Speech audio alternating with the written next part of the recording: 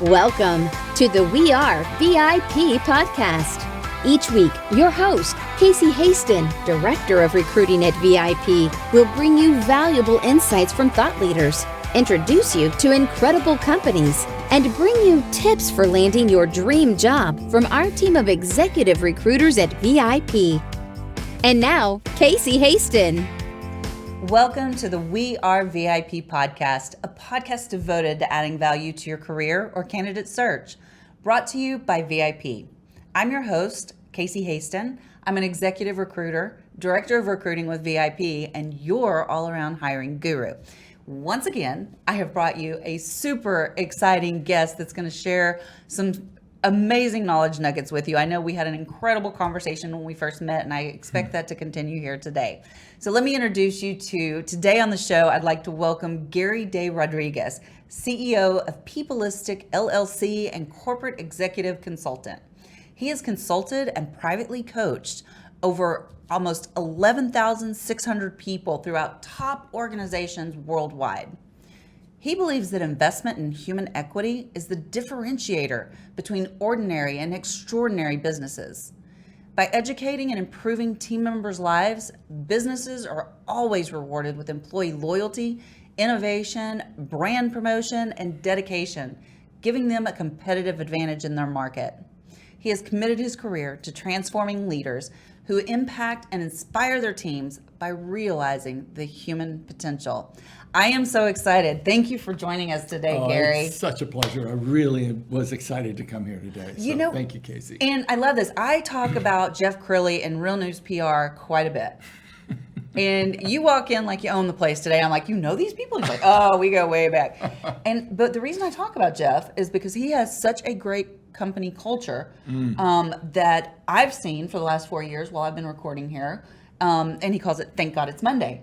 Yep. And then I find out that you were brought in when they were in their startup phase. So this is like real life. When they were in their startup phase, it was really interesting because I had just moved back from living in Australia, and I knew no one in Dallas. No one. I heard Jeff speak, and I thought, I need to connect with him. So we met up, and he said, so you do this? And I said, yes, I do consulting work and help build teams. I do a lot of executive coaching. He said, I'll trade you PR work for consulting work and get your name out there. And I was like, perfect. Done. Done. So he got me out there, and I landed quite a few jobs through Jeff's work.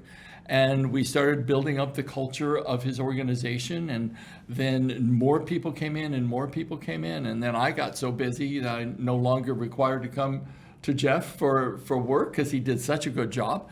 And he wants that for his clients. Totally wants that. And so what actually occurred was then his business really started to grow and got really robust. And so when I come here, I'm like, oh my God, it's so good, you guys. It's amazing. So when you started working with him, were they in the office downstairs? I think they were it was a much, much smaller space. I want to say it was still on the 7th floor, but it was a much smaller space. So they have expanded this like exponentially. Well, we've moved. I think you're thinking of the place that they used to have on the first floor. No, it wasn't the first. Was it? It could have been the first floor. Yeah, but anyway, so they moved there, then we moved to a different tower, and now we moved back here up to the 7th floor. Yeah. And we still have the great highway scenes behind us, which Yes, he we loves. do. He loves to have those. But yeah, so that's just really impressive to know that. I mean, like I see your work firsthand every week. That's amazing. Well, they're an incredible group of people. They're incredibly talented. And I think most importantly, any organization that is actively attempting to do good in the world, to uplift people, there's a certain level of humanism about it that as soon as you begin to start investing in your human equity, I think that is your brand differentiator, and then being able to pay that forward out into the communities that you serve as your revenue continues to rise and your brand power continues to get stronger. But it really has to do, in my opinion anyways, working from the inside out. So how do you take the teams that you are honored to lead and build up their ability to actually be leaders themselves, pay that forward, actually create collaboration, innovation, turn your employees into entrepreneurs who are quite interested in being able to find new processes, new ideas, and be able to collaborate in a way that brings those ideas to fruition.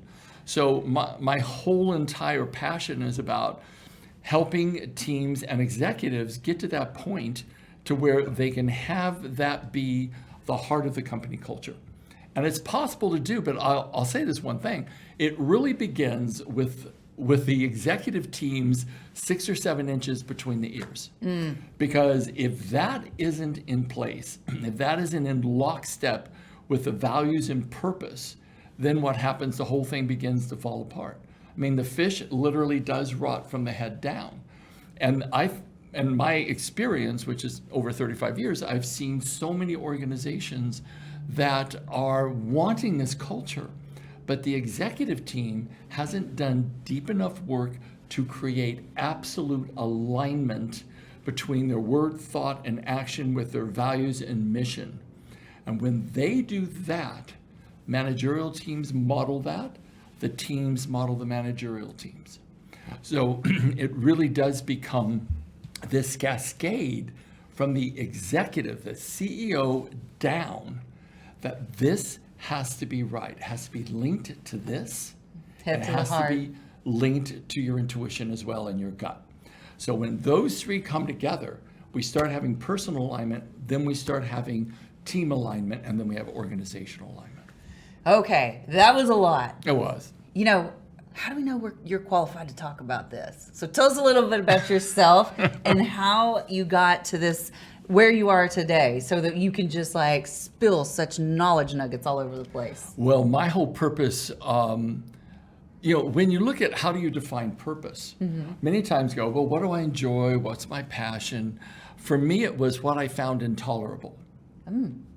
So when during the very onset of the AIDS crisis, back in the early 80s, when there were people walking down the street with an oxygen tank behind them and they were homeless because no one would take them in, their parents kicked them out of their homes. And these are the AIDS victims. These are the AIDS victims. Okay. And so what I began to look at is that no one knew what it was in the very, very early days. So I got furious, to tell you the truth. And I pulled together legislators from Sacramento, immunologists from all the major hospitals, people from the holistic community to come together and start doing open forums to educate the general public about what the heck was this thing.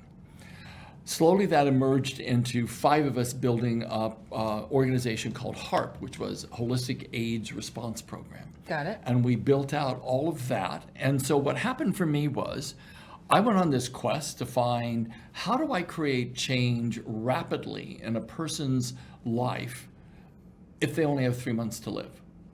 Like, how do you do that? Because you were healthy and you were literally a skeleton in 3 months.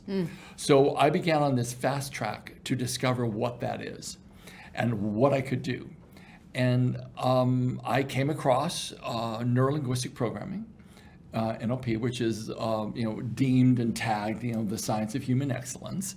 That evolved into humanistic neurolinguistic psychology, which is more of a higher kind of thought level to NLP, and lots of different processes around that. So I've spent my life literally building, honing, training, teaching, and facilitating this science of human excellence, learning how to bring the right side of the brain, the left side of the brain, the unconscious mind together into one kind of whole brain thinking and directionalize it with passion towards that person that you know you're capable of being, but you can't get there yet because there's these patterns that are running unconsciously that stop us and block us and people can't figure it out.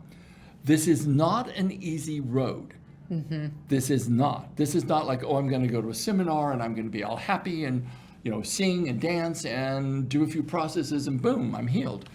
This is a very deep dive into what is happening neurologically within us, first of all, how that builds our emotional states. Our emotional states always drive our behavior.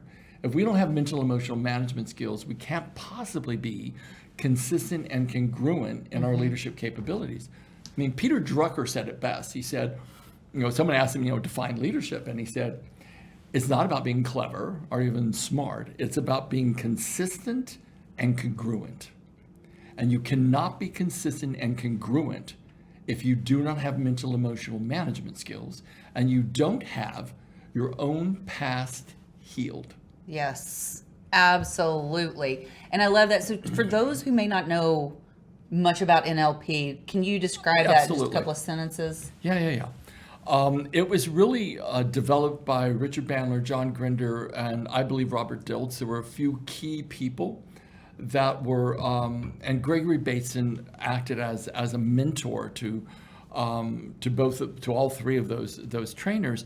But some of them were professors at the University of Santa Cruz, and they began to start looking at the traditional psychological models as something that was like a dinosaur. It lumbered along, and it created change, and it absolutely has its place in the trajectory of us becoming balanced and healthy human beings.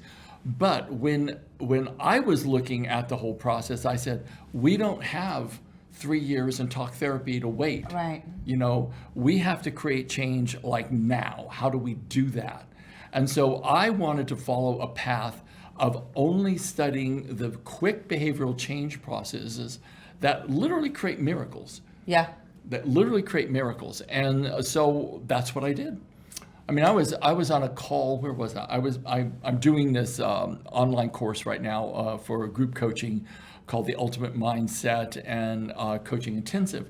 And one of my old clients I saw 2 years ago was in the class, and I did a breakthrough process with one of the students over Zoom, and he said, "Well, is this going to last?" And Jen said, "Well, he did this process with me a year and a half ago," and she goes, "It was a trauma that was so intense that if I got triggered or I even thought about it, my body would freeze. I would physically be immobile with fear."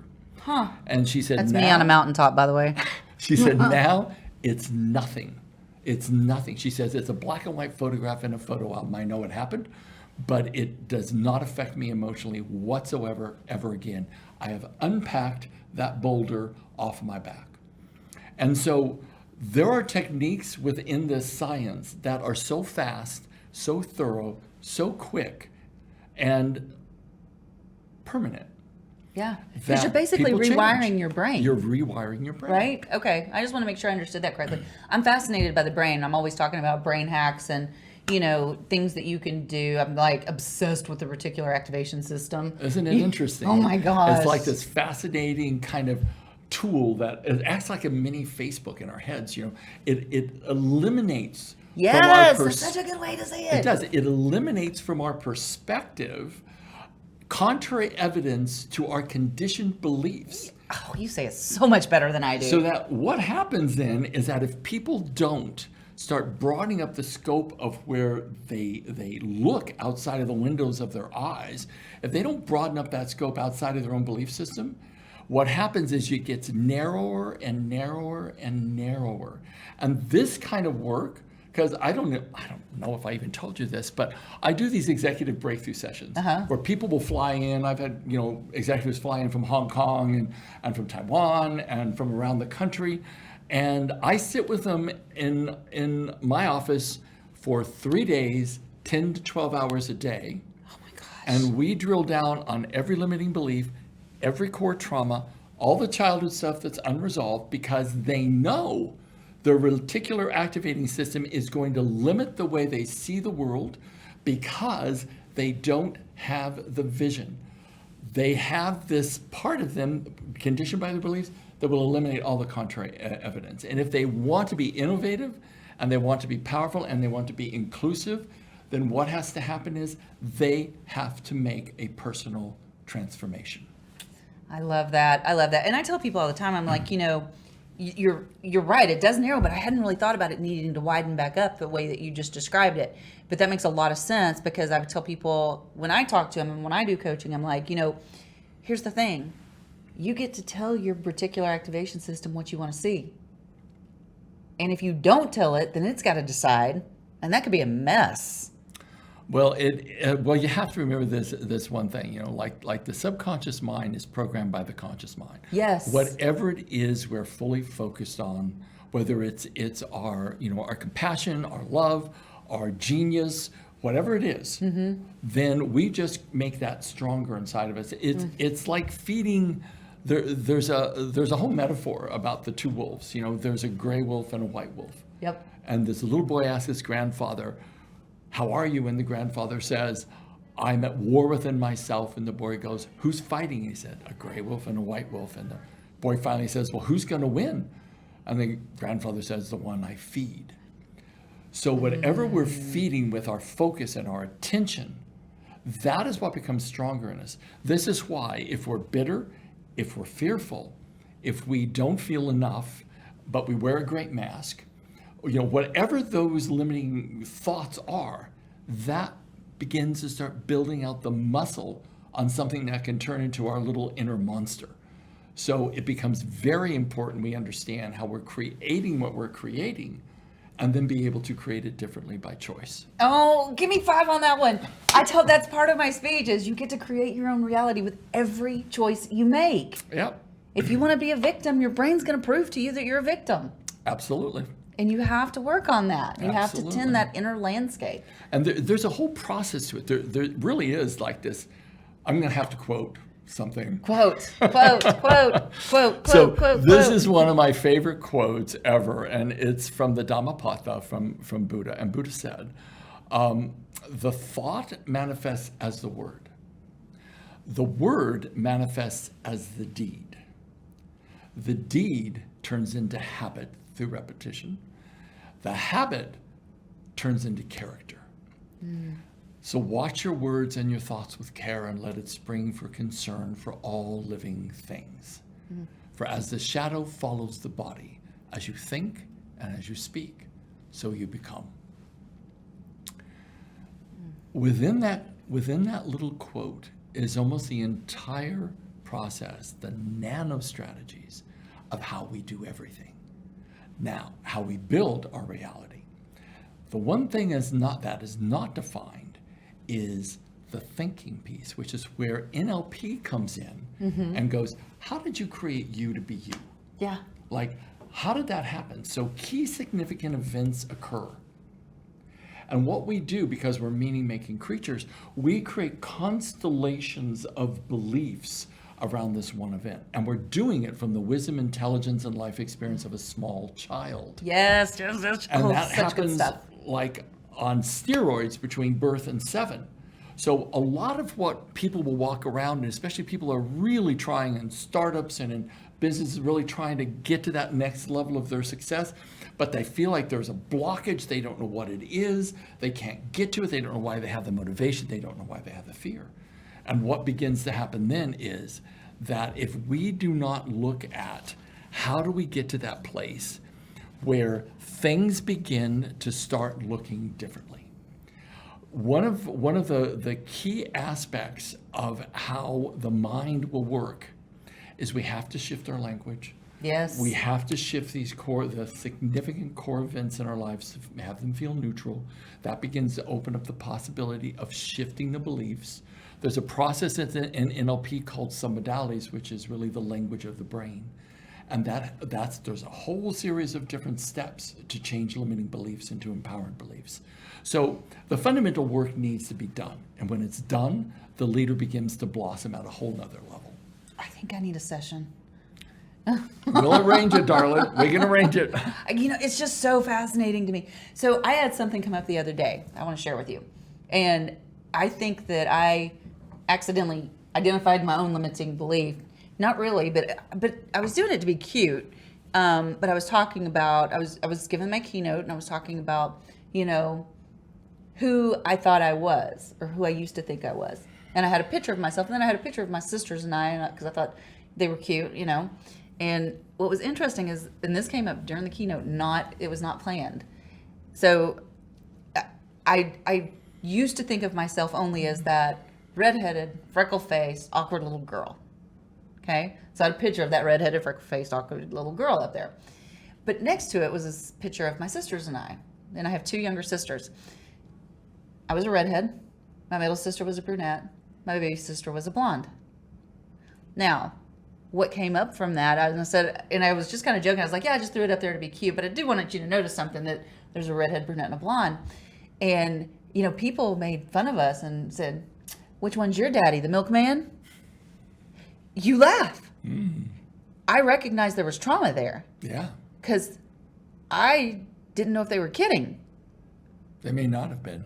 I don't think they were. I think they were laughing and being mean. But would that be the nexus, like what you were talking about? It can be, because an experience for one person who's never experienced trauma before, that one experience can be really traumatic for them. But for other people who've had a more volatile childhood, it wouldn't be a trauma for them. So it really depends on how that child has been brought into the world and what their initial experiences have been. Some children come into families that are violent from the get-go. And as a consequence, it's all the statistics are that it damages the brain so much, trauma, and unresolved trauma.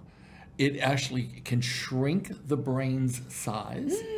It can actually turn off different sections of the brain so it doesn't even fire off. Can you grow it back if you've resolved the trauma? Well, that's my belief system, because I do think it can be turned around. Okay. Because there's different types of trauma. There's acute trauma, there's transgenerational trauma, there's compounded trauma of small, uncomfortable events that happen over a period of time, but together it creates this, this evidence that this has to be real because it has been my life experience for my whole life. So people will build up these very, very, I will say, steel structures of evidence that their beliefs are absolutely, unquestionably true. But in actuality, it's filtered through what we have made up from a very young child and then chosen to believe that interpretation. Yeah. And the more evidence we get, the more solidified the belief becomes. And the more we think it and feel it and focus on it, the more evidence we see because of the reticular activating system. So we start to build these monoliths of blockages within us, and literally no one really sees them on the outside. And there's no way I can express to you how many times I walk into an executive team and there's discord, and there's small power struggles or large power struggles. And you start looking at, why is there such misalignment? But until you do the deep dive coaching to help people understand themselves first, you don't resolve it. I mean, Stanford University Advisory Council on Leadership was asked, what is the one component that absolutely has to be present for leadership to expand itself and be actualized? And they unanimously voted self-awareness. Oh. And so self-awareness is about, what the heck's happening inside of me? Why am I not this incredibly magnanimous person who's out there slaying it, has a heart to create a team that's so loyal to me, and I have the congruency and consistency to know that they have my back and they are working towards the ultimate objective of our year-end goals. We have to remember, it takes many, many hours, if not days, if not years, to win the trust of others. Many hours, and it takes one conversation to break it. Ugh, that is so true. So tell me a little bit about Peopleistic and, the services you offer, and, what makes you and your coaching unique and different from others? Okay. Peopleistic is an international organization. Our main offices are in Perth, Australia, and I have an office here in Dallas. That is, we've built our whole organization on this one principle. We got published by Bloomsbury Publishing House several years ago. We wrote out the strategies for how to install humanistic business into organizations. It's really a 10-step process of the different cultural norms that need to be within an organization to actually have greater profitability. There was a study done over 10 years as well that compared the progress and the profit margins of the good to great companies to the profit margins of companies that would be considered conscious capitalism. And over a 10-year period of time, those companies that were doing more of a conscious capitalistic approach, building culture, empowering their employees, doing lateral problem solving, increasing people's training, and helping them actually find more happiness on the job, those organizations were creating 900% greater profit than the good to great companies over a 10-year period of time. Wow. That was not a study done by us. This was a study done by a whole other set of consultants. So what I know is whether those numbers are absolutely accurate or not accurate, I know that it increases profitability. Like if you look at what Jeff's done. Yeah. I mean, Jeff went from this very, very small organization. He had like 2 studios. I know. Now he's got 8. I know. To this explosive place, because primarily of the leader he is, the heart he has, the absolute congruent, consistent intention to help people and do good by people. And he does. He does. And so here we have it. You know, we look at ourselves in our organizations. We may want that. We may really, really want that in organizations, but how do we get there? And you have to have a dynamic team who is aligned and who is demonstrating the values and purpose of the organization in word, thought, and action congruently 8 to 10 hours a day. You know, I just want to give a real quick shout out to VIP because we were just sitting there talking because one of our marketing girls is here with me, helping me with the podcast on the back end. And we were sitting there talking and we're like, I can't remember the last time somebody left VIP.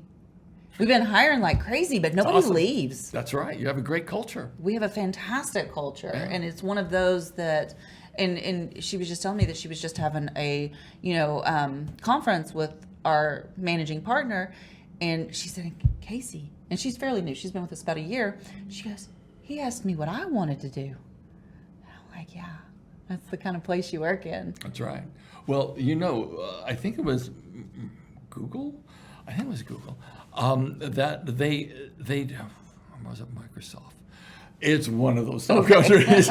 But there was a project called Project Aristotle, and Project Aristotle is the organization spent millions of dollars trying to figure out what the heck created high-performing teams. Like what was the secret sauce that made that happen?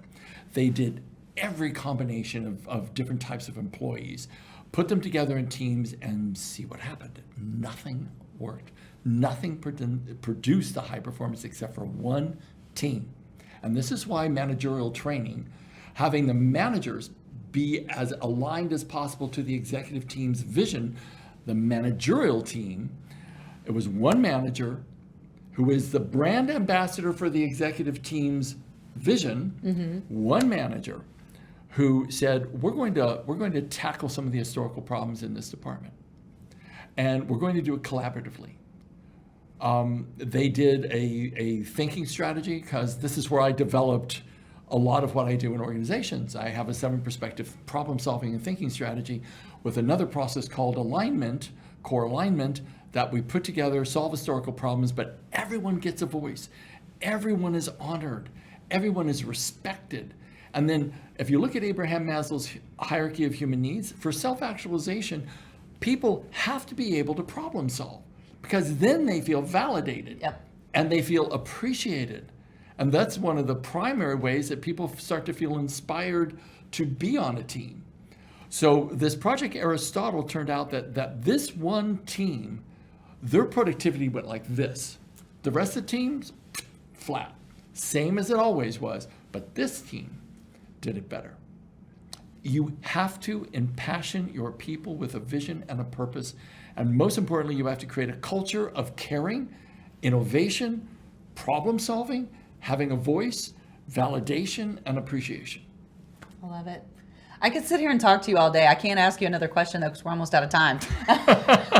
I'll just keep talking, as you know. I am absolutely fascinated by what you've said here today. I've gotten so much out of this conversation, and I know that our audience will too, but I know they would be mad at me if I didn't ask you our VIP questions. Go for it. All right. If you were chosen to be one of the first colonists on Mars, what 3 things or people would you take with you? What 3 things or people would I take with me? I would take my meditation pillow. Oh, perfect. I would, I